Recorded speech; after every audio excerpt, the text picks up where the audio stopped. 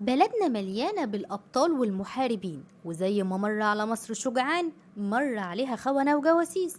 ومن أخطر جواسيس مصر هبة سليم. صلوا بينا على النبي، ويلا نبتدي حلقتنا بأخطر جاسوسة في مصر، فتابعونا. فلو سمحت كون كريم معي بالإعجاب والاشتراك في القناة وتفعيل الجرس. هبة عبد الرحمن سليم عامر، مواليد 1947، بنت ناس ومن عيلة أبوها راجل محترم وكيل وزارة في التربية والتعليم. هبة كانت شغوفة بالموضة والأزياء والسفر، وكانت بنت مرفهة ودلوعة على الآخر.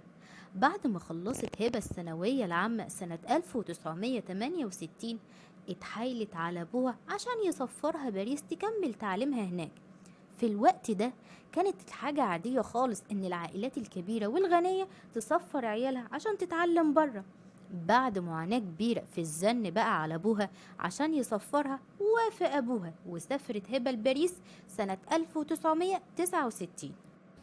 هبة كانت دلوعة ومتفتحة جدا. أول ما سافرت سابت كل العرب اللي كانوا معاها وصاحبت واحدة يهودية من أصول بولندية اسمها ريتا. مش فارق معاها إن دولتها كانت محتلة منهم، وراحت تصاحب اليهودية. سابت كل العرب والجنسيات الأخرى وما صاحبتش لغير دي. بعد يومين كده حست ريتا إن هبة دي يجي منها، فعزمتها على حفلة في بيتها فيها كل اليهوديين. قعدوا بقى يمجدوا فيها ويعظموها ويقول لها ده انت حلوة، ده انت جميلة، ده انت موهوبة. قعدوا بقى يقولوا لها ده احنا غلابة ومظلومين وبنحب السلام، والله الناس كلها جاية علينا. هبة بقى الدمعة رفعت من عينيها وصعبوا عليها. هم اساسا ما كانوش متخيلين ان هي هتبقى جاسوسة، ده هم بس كانوا عايزينها تاخد الكلمتين دولت وتنقلهم بين العرب وتعرفهم انهم مسالمين، وإن الكلام اللي بيتقال عنهم إشاعات. في حفلة من الحفلات اللي كانت بتروحها هبة وقاعدة بتتكلم كده مع واحد يهودي، كان مفهمها إنه صحفي بس هو في الأصل ضابط في الموساد.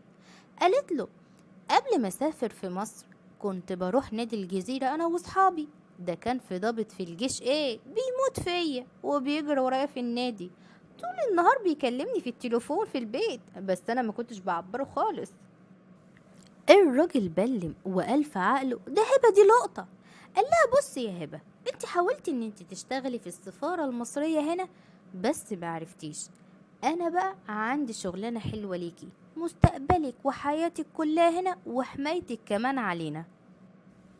بس الأول تنزلي على مصر وتتقربي من الضابط حتى لو اضطر الأمر إنك تتجوزيه. فعلا هبة سافرت على مصر ودورت على المقدم فاروق الفقي، وده كان رئيس الفرع الهندسي للقوات الصاعقة، منصب عالي ولتقله. فاروق ما كانش مصدق نفسه، هبة اللي ما كانش بتعبره هي دلوقتي اللي بتطلب منه إنه يجي يخطبها. فاروق عشان منصبه كان دايما مشغول وبيغيب بالأيام، وده كان المدخل اللي دخلت له هبة منه. مسكت بقى في حكاية غيابه، وهات يا خناق، انت ما بتكلمنيش، انت غايب فين؟ الراجل عشان يبرر لها غيابه بدأ يحكي لها بيروح فين بيعمل ايه وشوية أسرار عسكرية كده.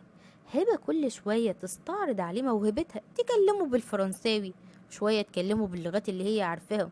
فقال لك لأ، ده أنا برضو جامد. بدأ يحكي لها هو بيعمل ايه وايه دوره في الجيش، ووراها خرائط عسكرية مهمة جدا وسرية. ده كمان عرفها وقال لها ان هم بيعملوا قواعد صواريخ جديدة اخدوها من روسيا، هتساعدهم ان هي تقطع ايد العدو لو فكر يهجم عليهم. وقال لها على مواقع الصواريخ فين بالضبط. قالت له برافو يا فاروق يا حبيبي، ده انت مذهل. جرت هبة على طول وبعتت الاخبار للضابط في باريس. ما صدقوش نفسهم لما شافوا المعلومات الخطيرة اللي هبة بعتتها، وقالوا لها بصي يا هبة، ده انت لازم تجندي فاروق ده معاكي، ده شكله اهبط وعبيط زيك وهينفعنا. قدرت هبة بسحرها ان هي تجند فاروق، وقال لها على مواقع صواريخ سان ستة اللي كانت مضادة للطيران، وهوب السلاح الجوي بتاعهم يضرب قواعد الصواريخ بتاعتنا. المخابرات المصرية ساعتها اتجننت، قالت لك ازاي كل ما نعمل قاعدة صواريخ تتضرب على طول حتى قبل ما الخرسانة تنشف؟ لا، ده كده بقى في واحد مننا هو اللي بيسرب المعلومات ليهم. هم بقى هناك كانوا فرحانين بهبة جدا، طلبوا منها ان هي تسافر لباريس عشان يكافئوها. وكانت المفاجأة أول ما هبة راحت باريس، قالوا لها ده احنا ايه مفاجأتنا هنفسحك في دولتنا. ركبت طيارة بس ايه بتاعت كده الملوك، وأول ما دخلت المكان الجو بتاعهم طيارتين حربيتين بدأوا يستقبلوها حرس شرف، حاجة كده زي اللي بتتعامل مع الملوك والرؤساء.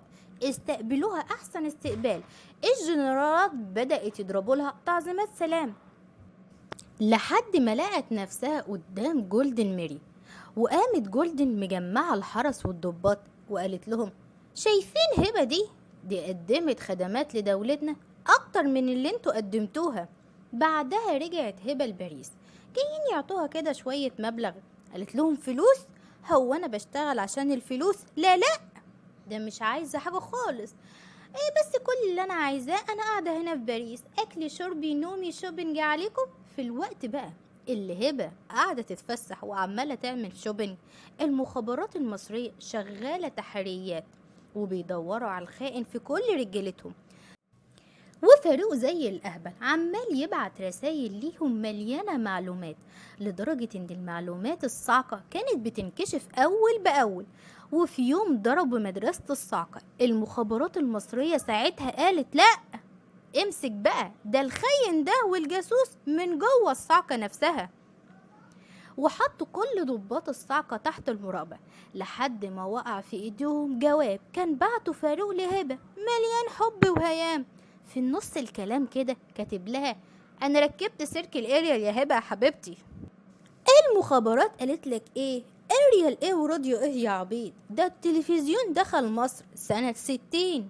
وده كان اول خيط مسكوا المخابرات، مسحوا الدق بالكامل عشان يمسكوا سلك الاريال اللي كان بيقول عليه، لحد ما لقوه متوصل بشقة فاروق.